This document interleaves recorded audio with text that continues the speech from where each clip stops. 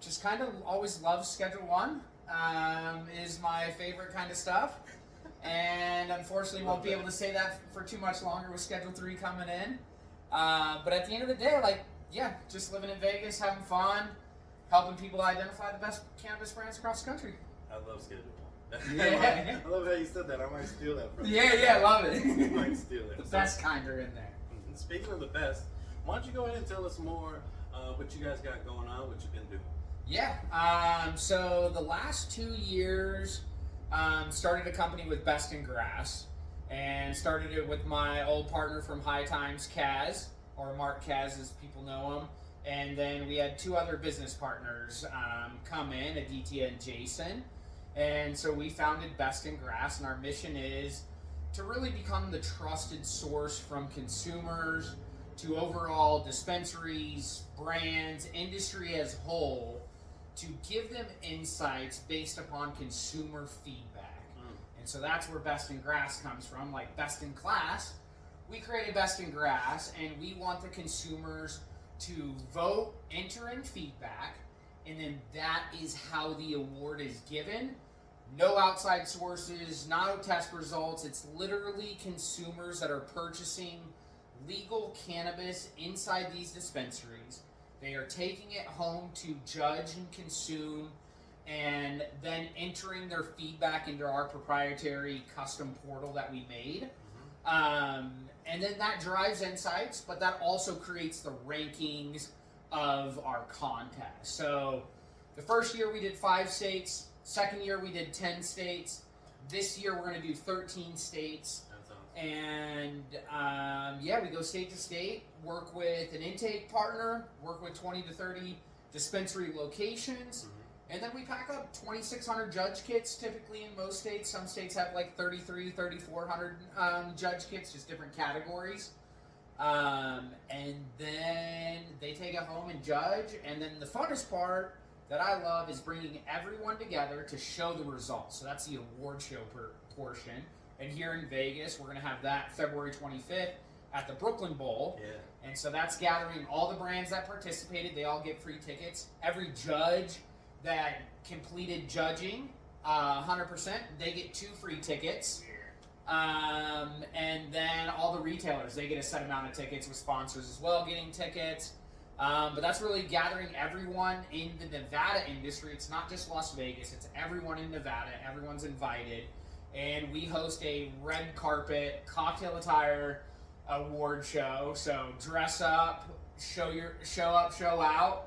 And it's going to be a fun night there at Brooklyn Bowl. It's actually, when I first moved to Vegas in 2013 and 2014, or 2014, 2015, I forget when we opened up Brooklyn Bowl, but I was part of the opening team of Brooklyn Bowl and worked at HR there for 4 years. Oh, so wow. it's kind of like a cool set to go back there always, and yeah, it's fun. So you pretty much know people at Brooklyn Bowl. They still there when they saw you come through? Yeah, so I haven't been in Brooklyn Bowl for the last 7-8 years. So there's a very few that are still day oneers that are there. But definitely know quite a few of the production guys, and like excited to get back there just to work with them. So yeah, it's dope. Nice. So just a quick question about how Best in Grass works versus some other ones. So we've been in the industry a long time, and I know working for a cultivation, hey, we've got a contest coming out. How much does it cost to get in? So how does yours vary from, say, a Jack Hare or another cannabis award show? Yeah, 100%. So I feel ours is very different, and ours is, I can pretty much say this all the time, but it always feels weird because I'm not like I don't hype myself up too much. I feel like I'm very humble. I know what I'm doing, and I don't need to like present it. But we are the world's largest consumer feedback cannabis competition. So we do not charge brands to enter their product. It is all free. But when it comes to the world's largest competition, it is a substantial amount of product. So we know we are asking for a lot of products. So our flower categories, there's 300 1-gram samples. So that is a lot of cannabis. It's more than a half pound. It's almost to a pound. But there's a lot of labor that goes into that. When you're entering in rosins, you're going to enter in 100 half grams. That's 50 grams of rosin for some of these small batch producers. So that is their entry fee, is just product into this. And then they get 2 free tickets, and then they also get the consumer feedback. So all the comments, all the scores, we give that back to the brands. So we want them to see what the consumers are saying, and that's why we always push consumers to really vote and put in the feedback. Let them know if it's dry. Let them know if it's crumbling into powder. Let them know if you're smoking and it tastes super harsh, or what the ash color looks like, if there's any bounce or anything. Like, let them know, and then if there's enough feedback of a certain category, you would hope that brands then take that opportunity to improve their cure process, to improve their flushing, whatever it may be, to like change this up. Or this bud looks really machine trimmed. Maybe they need to take a new approach on trimming if it's a 70-30 method of using machines, because like at the end of the day, like this is now a commodity. We have to understand that, and there's businesses at play. Then you have the craft cultivators that want to like die on that hill of really producing fine craft cannabis, and I absolutely love those brands and have the utmost respect for them, but they have a long, hard road in order to like maintain market share. A lot of the big guys produce cannabis at such a high volume and a cheap price point for consumers, and again, like, consumers really aren't the connoisseurs. It's just like a wine drinker out there. They're going to typically buy like a 10 to 20 bottle of wine.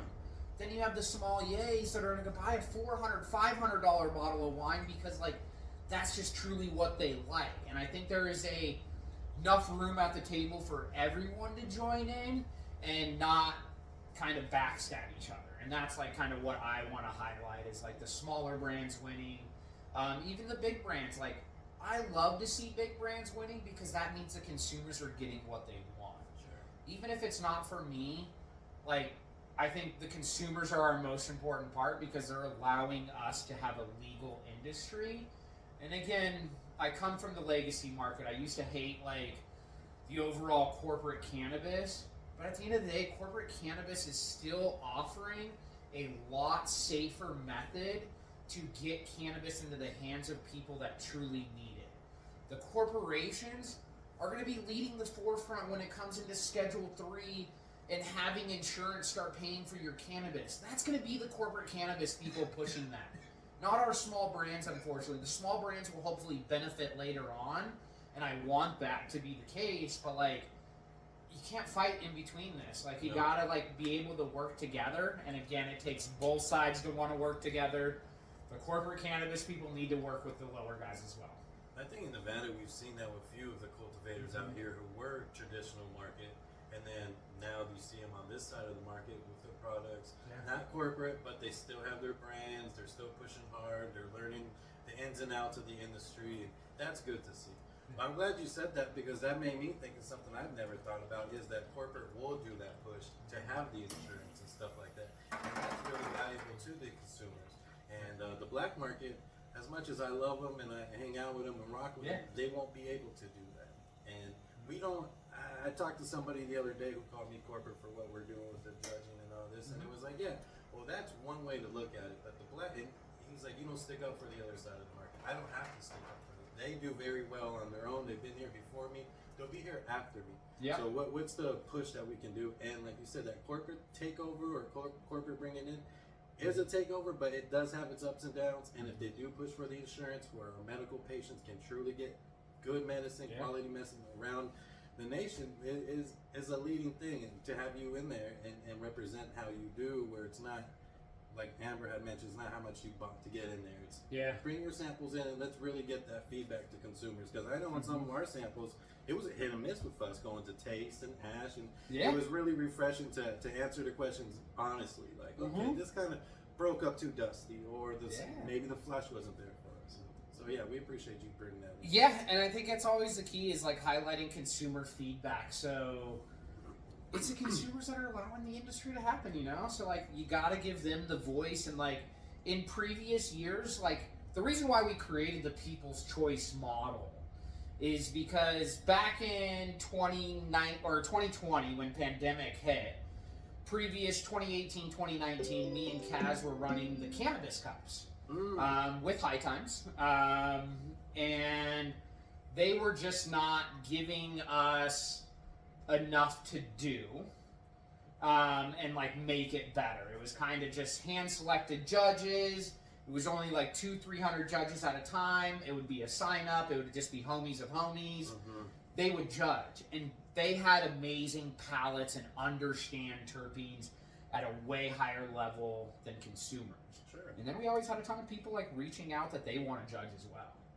And then in 2020, when pandemic hit, we weren't allowed to have the big festivals anymore. So it was just everyone judging at home. We hosted online award shows.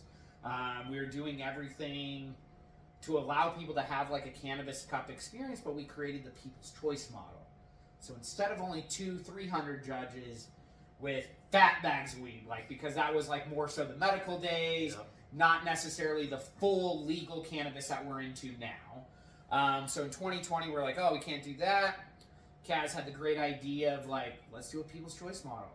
Let's not charge the brands to enter. Let's just ask them for more product and then sell the judge kits. And then so we sell them for a really good price now with Best in Grass. So they can get a good deal, because we understand that it's a lot of homework to enter in that feedback, because we want so many good comments. So we give them a good deal, so that in hopes that they will enter in the feedback, and then they also get a credit back to the dispensary once they finish judging.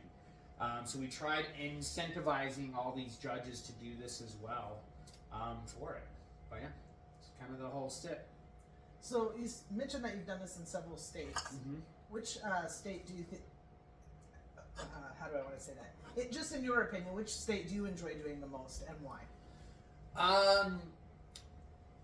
Well, there's so many different factors there.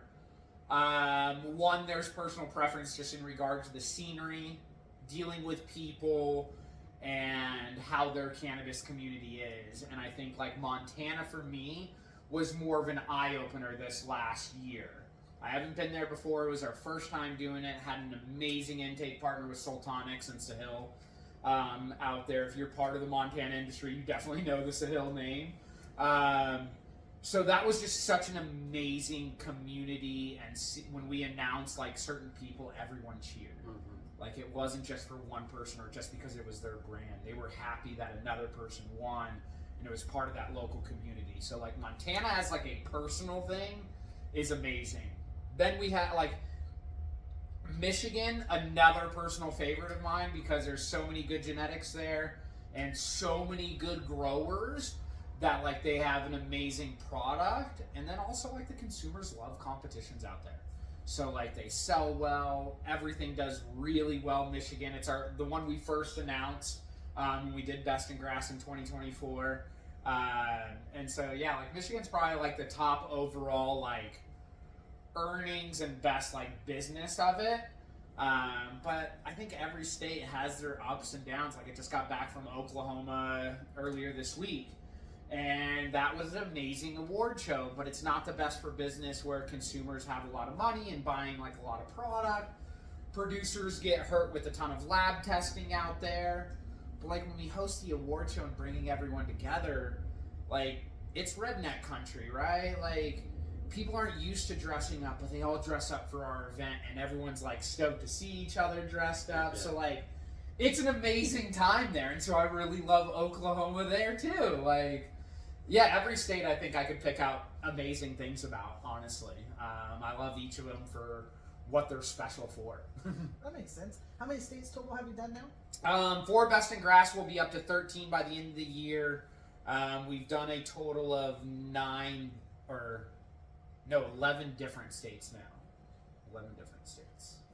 I'm old, so when you told us, dress up for the awards, and I'm looking at the pictures of the other states, bro, I got my shirt. I haven't even put it on. I put it on one time to try it, and I'm a little big right now, so you got me motivated to lose that weight and look good. And I love to dress up. Call me old school, but I got that. I'm looking for the pants. I'm looking for the shoes. I'm very excited. Broken Bowl's one of my favorite places for a few reasons, and chicken wings is one of them. So we'll be sharing some gluten-free chicken wings too. Like delicious. Yes. Yes, I don't know if Chef Dermot's still there, but Mr. Dermot is amazing, and the Bromberg brothers who created like Blue Ribbon Fried Chicken, just great guys, and have a love for music as well. Oh, So- more reason to support that fried Yes, chicken, man. definitely. So how'd you guys, Brooklyn Bowl, obviously you worked there. Mhm. How many other venues did you look at before deciding this is it, this is the spot? Well, it takes a lot. Kaz is definitely the one that leads that forefront in selecting venues, and I kind of say yes and no to him ultimately, but he's the one really digging in, finding them out, and it really takes a turnkey music venue. We want staging, we want video projection so we can highlight the winners and putting them up on stage and screens. Has to have a good sound system as we're announcing and presenting and stuff, but we've worked in weird venues where they brought in staging and video, but we truly love a overall turnkey music venue because it's typically all plug and play. But with the award show, it is our loss leader. We don't make money on the award show unless we have sponsorships, but everything else is free. It's free to come in unless you. So a normal consumer that didn't judge or anything, tickets are normally like $25 to $30. But retailers, just the consumers, everyone, they get free tickets if they 100% judge and or participating, so they get to come in. That's really cool. Yeah. That's very nice of you guys. And the tickets, you keep them at a doable cost. Yes. Like, you know, there's some where it's like $100 for a ticket and it's like, what? 75? Yeah. So seeing that price it helps out the community, especially in times like this where everybody's just strapping up. But $25 to go out and have a good time, Yeah. get to know people you didn't know, and it's gonna be, you know, stoner question. What is the category you're most interested to see the winner? I know we did the Indica Flower and all that. I always like seeing the beverage category winners. I mean, my personal favorite category is the rosin solventless category, just because I truly love like consuming that product. But I consume everything, as you see. I have flower vapes, I have dab vapes, Yeah. I got laser bongs, everything in between. So I definitely just consume everything. But the drink category is always interesting because I find consumers that are not so into consuming cannabis, they want to lean towards drinks. Sure. And so we have 5 and 10 milligram drinks win against the 100 milligram drinks. And that's just because of flavor or whatever. It's an easy dose, whatever it may be. But seeing 10 milligrams win against 100 milligrams, I love seeing it.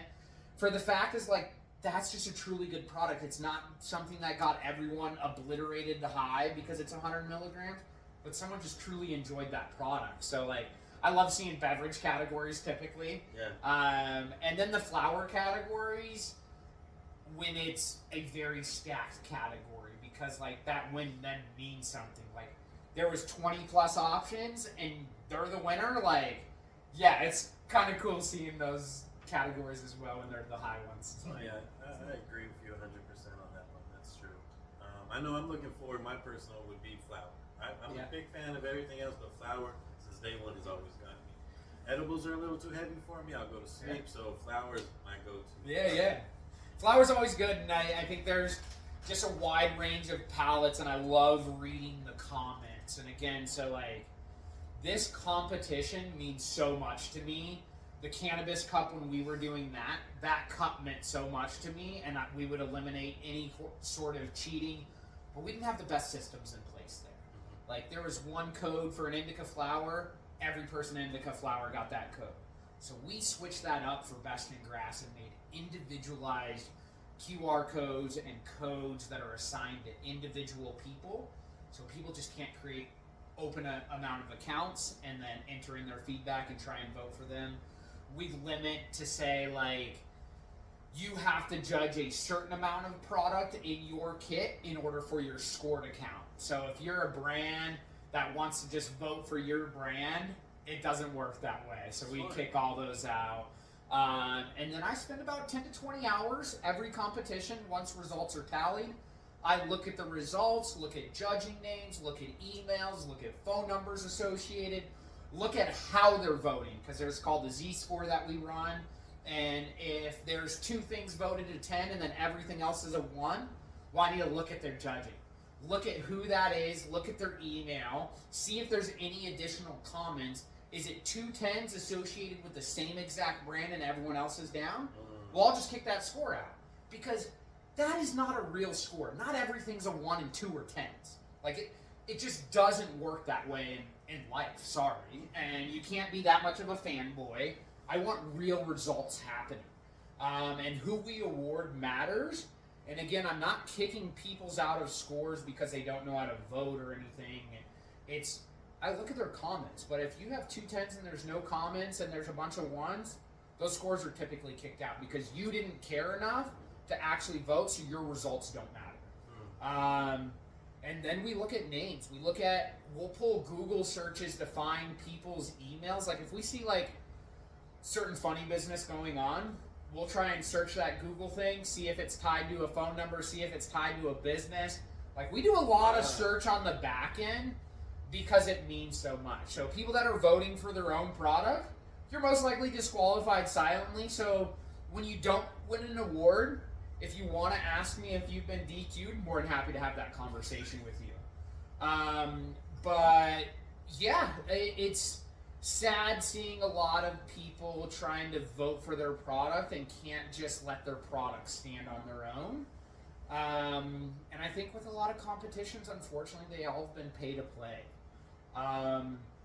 And it just hurts us when we're trying to run a true competition. And like, I'll say this, and it's a very weird thing to say, but like, I personally hate when sponsors win.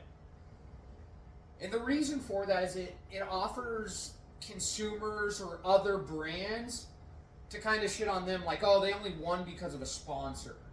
And no, that's not it. Like, for me, like, I care about them, and if they're a sponsor, they're actually getting scrutinized by me a lot more. And so, like, people that win our award win it because it's deserved. It's consumers voted on it. It's consumers that did this. And I do my best to try and find funny business and remove it.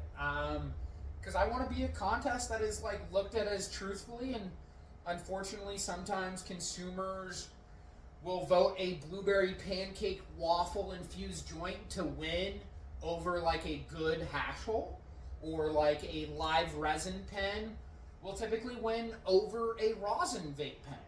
And that is an easy one for me to like talk about, as resin is typically more flavorful and you're in a consumer focused contest. So consumers love flavor. And then who's to say that the judging experience with rosin vape pens was good? I have had many rosin vape pens out there that have bad hardware. I burn it pretty easily. So it's like, it's not that great of an experience. Just because it's a rosin pen doesn't make it better than a resin pen. It's like, yeah, it's just solventless versus solvent versus solventless. And to me, hardware matters the most in those kind of categories. So yeah, it's the contest means a ton to me and my team. And so we're always trying to eliminate cheaters. And if people suspect cheating, please let me know. I will look into it and make sure that it's not, because yeah, I want to award true winners and winners that are voted on by the consumers. And I don't necessarily care about my own opinion. My opinion does not matter because I'm not in the dispensary buying the cannabis. I am so blessed with a lot of homies in the industry, and they gift me a lot of product, or like I get to try product when people drop off and they give us extra samples to try. But yeah, I don't need to buy it, and I'm very lucky. I used to have a home grow here as well, so I grow here at home. And have always had a ton of cannabis around. I think that's really refreshing to hear, because as we know, there's been a lot of these cannabis contests around for a while, and you know, there's one specific that always rings true, or reminds me how like people are like, oh yeah, we work at a dispensary. When we clock in, we have to vote. Mm-hmm. So I was like, yeah, that's, and of course it's a sponsored one. So it's just like you don't have a chance of beating that. You know what I mean? Because someone's telling you at your work that everybody has to vote versus a natural, honest vote for. And only one vote per person. So like when you allow someone to vote multiple times, you're only running a popularity contest. Yes. Agreed. And again, I know the contest you're talking about. I think they have done a very good job for community and allowing us to actually have a cannabis event. They're the first ones to actually push forward and do these things. So I agree with like how it's awarded and all this stuff. Not to me personally. That's not the contest I want in it. But very much respect the team that puts on that event, brings in music artists, brings the community together, and highlights brands that are the popularity contest, you know? And does a very good job at that. Yeah, there's space for everyone. It's Yep. just, you know, you got to understand if you want a true contest that's Yes. judging the flower and the products the right way, that there's different contests for that. Yes, exactly. And again, like ours is a consumer model. That's better or worse, right? Like to me, sometimes I kind of want like a professional telling me what the best is and then trying it. But at the end of the day, the people that are the best, they're not buying the weed in the dispensary, so they're not supporting the overall legal cannabis industry. So what does their opinion matter anyways? Right. You know? So tell us about Joey. Like when Joey's not doing Best in Grass, which seems like 24/7, what does Joey do? Yeah, actually it's funny. Literally a recovery just came in. I have like my volume turned down. So here in Vegas, when I am home, I have a lifted Jeep. I work with Southern Nevada Off-Road Recovery. And so I go out in the middle of the desert when someone calls 911 or they're stuck, or like yesterday, Blue Diamond got shut down for an unfortunate accident. A motorcycle hit a truck on a head-on collision. Motorcyclist passed, so rest in peace. And then a few just people, society, drives out and goes on a dirt road because Google Maps tells them and reroutes them. And then they're on a dirt road and it's like, oh, their car can't handle that. And so like 2 or 3 cars got stuck out there. They were calling 911. 911 calls our dispatch team and then they send out a page out to everyone. And then we go out and help them. It took guys 8 hours last night. They got home at 1 a.m.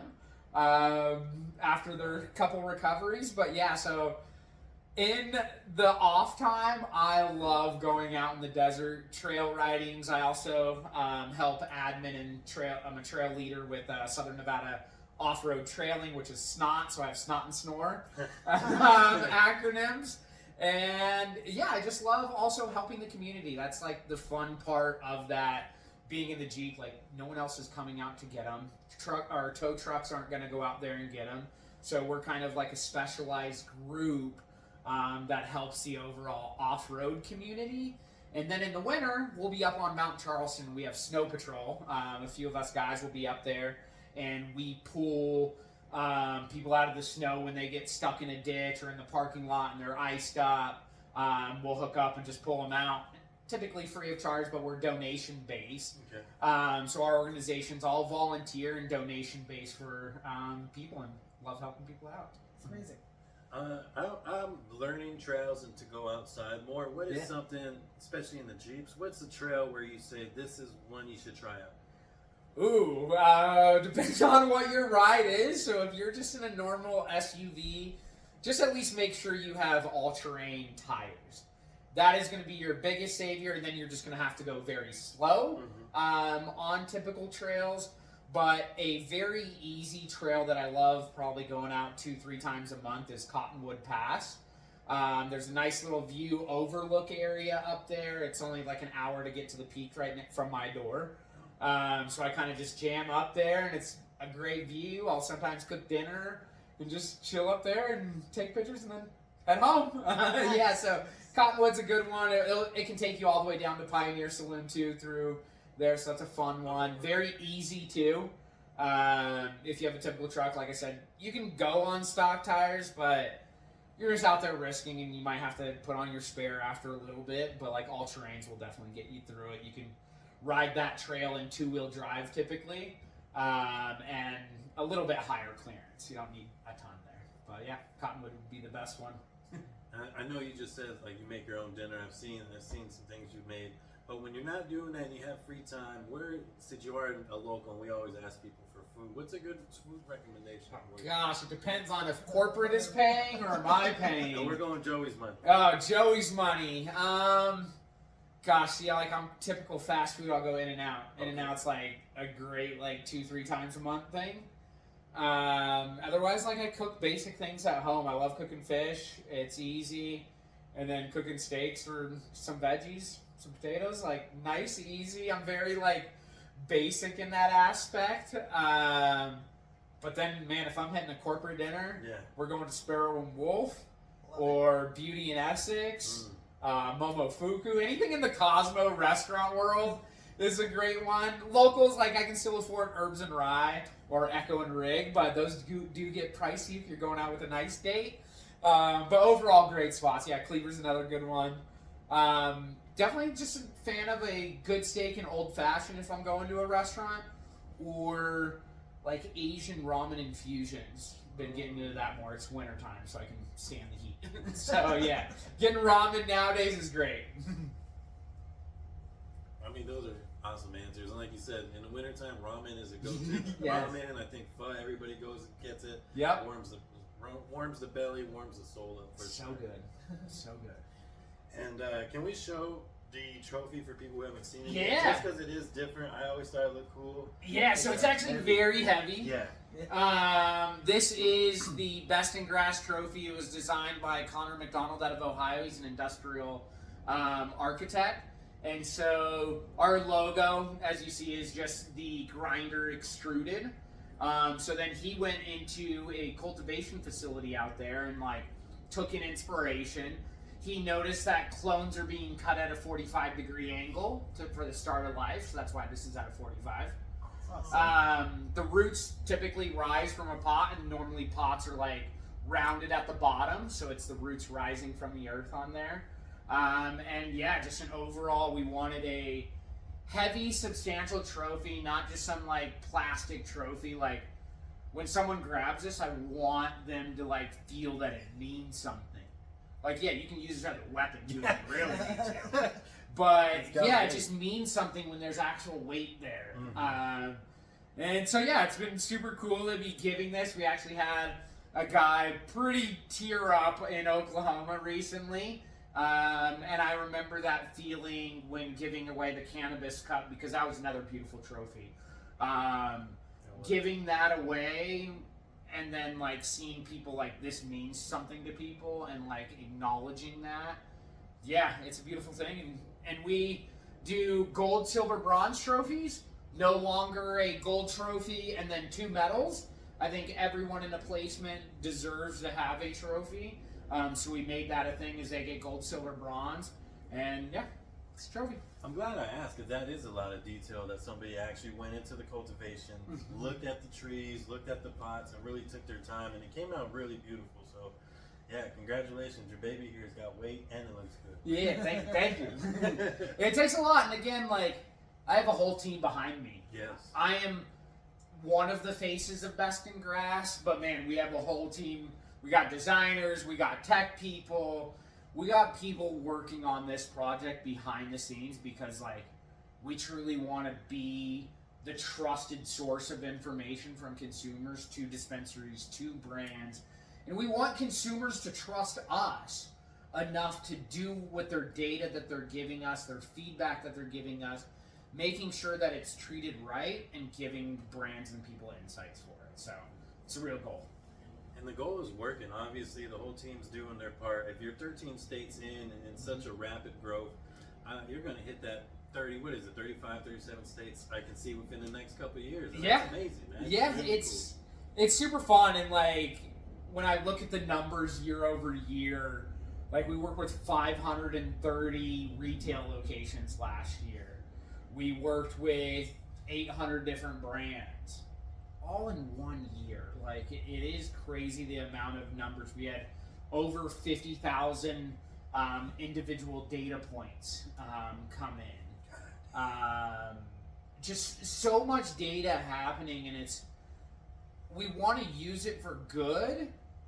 If there's bad, I want to have the industry improve for consumers. And Mhm. we've seen that in Oklahoma where like we had brands losing and then this year they won. And it's because the consumer feedback model that helps them.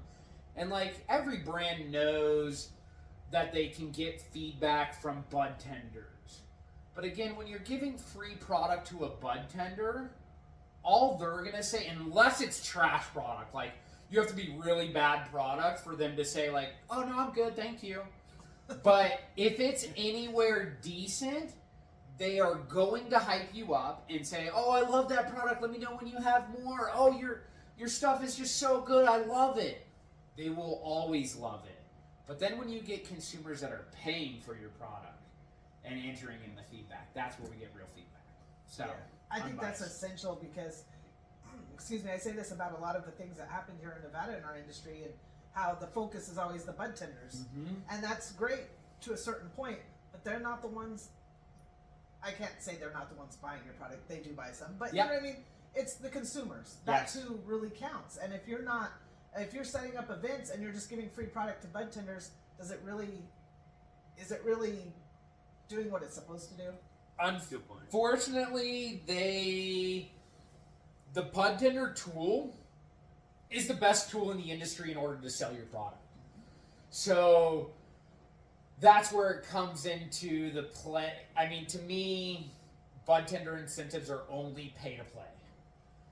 And that's where consumers get a disservice. It's a disservice to the consumer because they are pushing product because of a sales initiative, because the brand is homies with them and they'll always recommend it.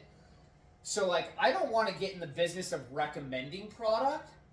I want to get in the business that consumers can see their data that they entered in, Mhm. and then they can paint the picture of like what works for them. Looking at test results.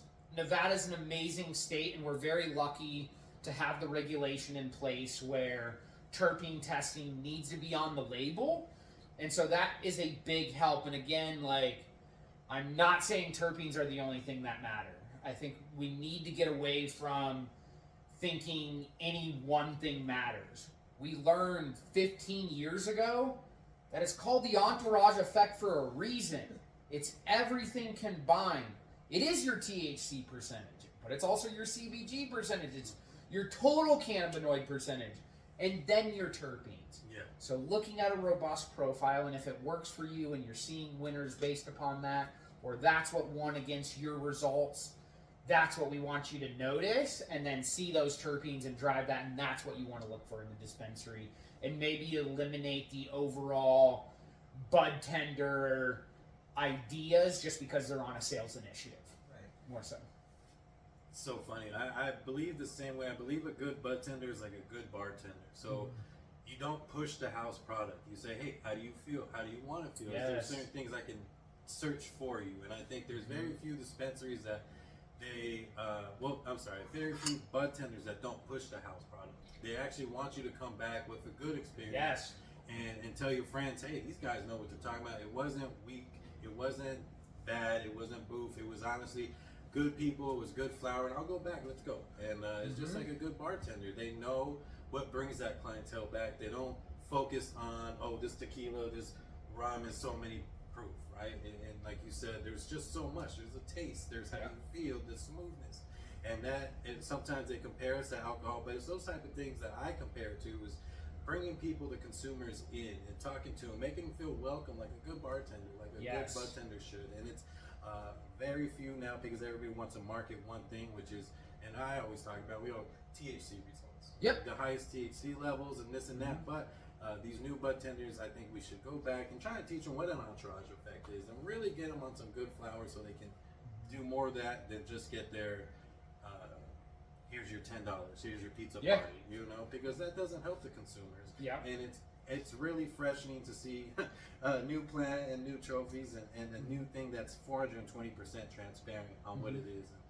And I know for us, we appreciate that and we welcome it. And if anything we can do to always help with what you got going, whether it's here or we gotta go down to Arizona, Yeah, hell yeah. you know, we're down because it's just a hop, skip, and a jump. And so, you know, I appreciate you really taking the time to let us be part of the first ever here in Nevada. Yeah. That meant a lot to us when we met up at the dispensary. We got the bag.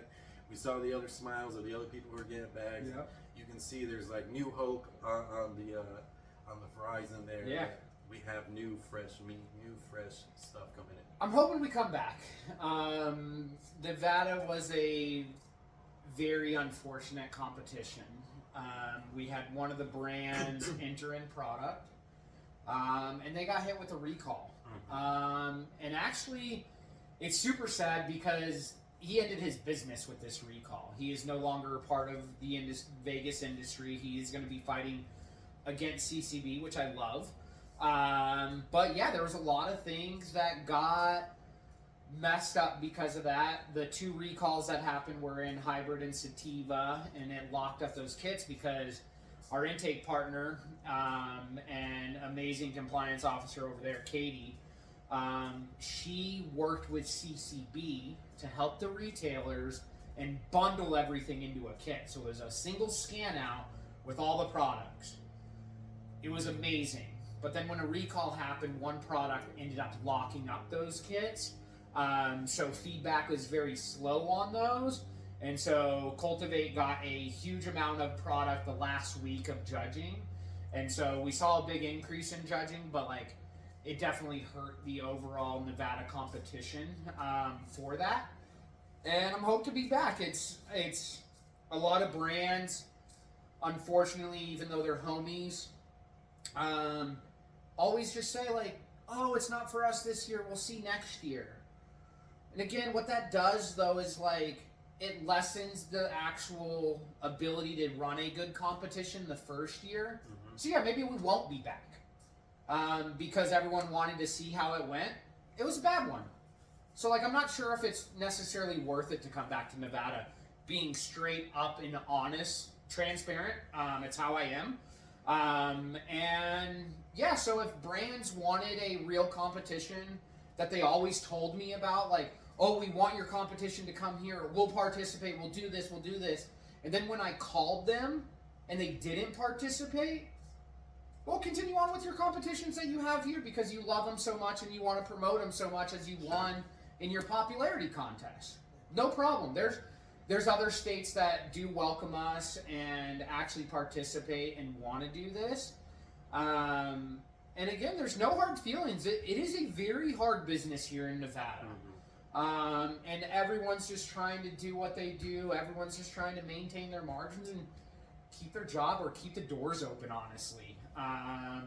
So yeah, I don't fault them for not participating, but when they've told me year over year that they wanted a legit competition, or they told me that they felt the other competitions weren't ran as good and they would love to see how I do, well, they saw how I did, and if you didn't want to participate, unfortunately, it is what it is. Yeah. But the brands that did support the overall contest and me, I can't thank them enough. And I truly, like, again, that is never going to determine a win, though.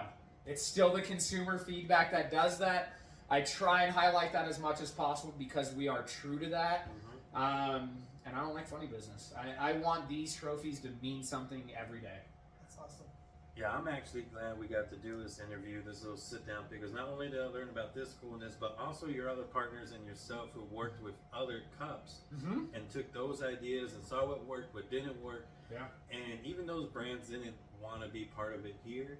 I think now that you had explained that a little better, hopefully we'll see you again. But if not, the people that do accept you, like Oklahoma, Michigan, New Mexico, Illinois, Montana, Massachusetts, Rhode Island. We're going to New York this year. Like, so many different states, honestly. It's like, beautiful.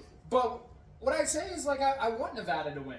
I want Nevada to want to do these things and, like, highlight brands and retailers in this aspect, because Nevada, the brands, consumers, and retailers all deserve a better feedback. They deserve real, honest feedback from the consumers, and not just some voting system. No, yeah, and it grinded my gears too, and I was like, I have a friend here, they're doing competitions, whoopty-wops, and then for all the remarks on the other competitions, on the negative not to participate in what is a true, transparent, consumer based instead of what we talked about, sponsor based or Yeah. whatever it may have been. It was a shame to see him not join it, but at the same time, I understand, like you said, it's a lot of things for them.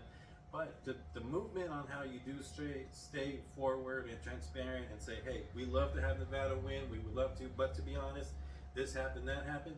But we see that continued growth. Like during this process, you're still flying to other states and knocking out awards and grabbing your intake. So it's good to see that, even though there might be a little pushback, especially for stoners and entrepreneurs out there, a little pushback. A lot of us are like, oh, I can't do it no more. Yeah. But you show that and your partners and your team show that you just keep it moving, keep the ball rolling. The flower's always growing. People are going to buff. And people do accept you. And, I love it, man. And we take all feedback. Like, again, my team loves good feedback. I am trying to learn to love good feedback personally. It's part of my growth of 2026 and my own mental health, but like I have always thrived on negative feedback. And the reason is I can actually improve something. When you tell me I'm doing great, that means like, cool, like I already satisfied your need and like what it is. I want to know how I can make this better. So when we do get the negative feedback, when people are stating that someone else is cheating and I have the ability to look at it, or like even furnish the kind of results and tell them like, this is what I looked at, here's how I kind of came up with this stuff. Like I want to be the most transparent competition out there when it comes to this stuff. So I hope Nevada can come around and we're back next year. Because I have a lot of homies in this industry locally. I love going out to events and saying what's up to everyone and smoking with everyone.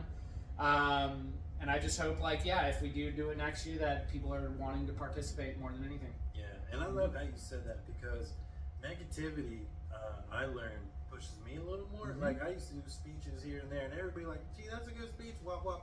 I had two people in the back of, let me talk to you real quick. And this is where you messed up, this is where you can improve, and I love that because it's the improvement that we want. It's not just, oh, that was great, oh, cool, but where do I need to improve? Well, this part and this part. Yeah. I love that you want that and that you feed off that. Although we're trying to have positivity in this side too this year. And so just that mixture, man, I can see where this is going to grow just dumb, grow super fast. Like it already grown like wildfire. And that's beautiful, brother.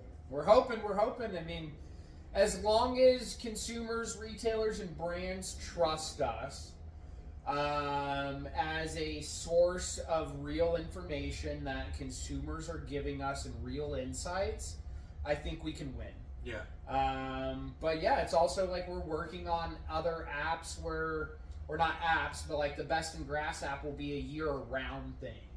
And so if we're partnered with a brand like, say, Grower Circle, right? Like, Grower Circle has, like, you can put a QR code on there, maybe it'd be a Best in Grass QR code. And then so a consumer can see a Best in Grass QR code, scan it, and then they get to give feedback throughout the year. And so now brands are constantly being able to improve, and then we can also drive insights from there as well. Seeing what consumers are doing, and they can do side-by-side strains. That's what I really want to do, is because I'm a salt grower. I've been growing with salts for quite some time, but I always give it up to the organic growers.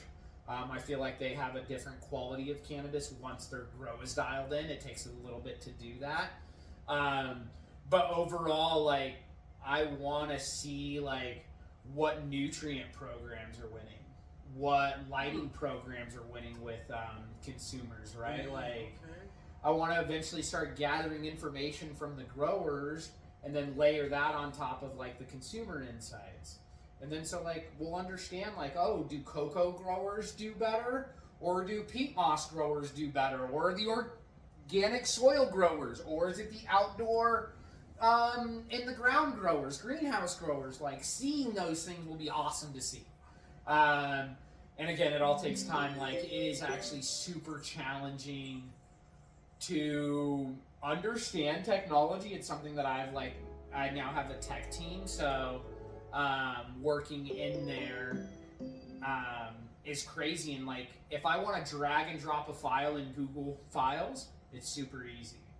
But to create that system that allows that to happen is an insane amount of coding, and I give it up to our tech team because it's so challenging, and it's like, well, why can't I just click on that? It's like, well, there takes a lot of programming to click it and to open up this folder and then to drop something in there. Like, it needs to have a server located. I'm like, oh, okay. Wow. Wow. So yeah, we're definitely a work in progress. We're 2 years into it, and just so much more to improve. I think it's super exciting when we have great retail partners as well. Like GTI is one of our best ones. Rise Dispensaries or Rhythm as well. Their house of brands.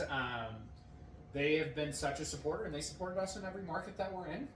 Yeah. And they have slowly been improving their cannabis products by far. And again, corporate cannabis, right? Like, it used to be like the garbage of weed, but man, they have stepped up their stuff quite a bit. And that's also exciting to see, because who doesn't want better cannabis in their market? And if a corporate guy's doing it, awesome. And the great thing about it is, anyone that works at GTI and Rise, I have heard nothing but good things. So I love when they win more, because they're just a good operator in that sense as well. Some I haven't heard the best of some other ones, but yeah, GTI and Rise have been just such a great supporter, and we'll always thank them for it. It's awesome. Well, it's amazing. We're excited to have you here in Nevada. We appreciate you sharing with us, talking about it more.